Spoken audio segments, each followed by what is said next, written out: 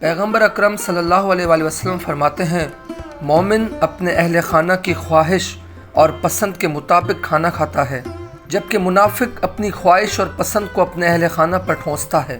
محترمہ فریدہ مصطفائی امام خمینی کی بیٹی بیان کرتی ہیں کہ اگر کسی دن والدہ صاحبہ کھانا تیار کرتی تو جتنا بھی بد ذائقہ ہوتا کسی کو اعتراض کرنے کا کوئی حق نہیں تھا، اور امام خمینی اس کھانے کی تعریف کرتے تھے۔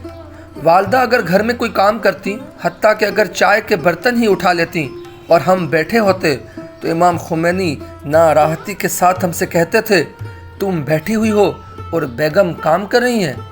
اگر کسی دن وہ دیکھ لیتے کہ بیگم کام کر رہی ہیں تو وہ دن امام کی سخت ناراحتی کا دن ہوتا تھا کہ کیوں بیگم صاحبہ کام کر رہی تھی۔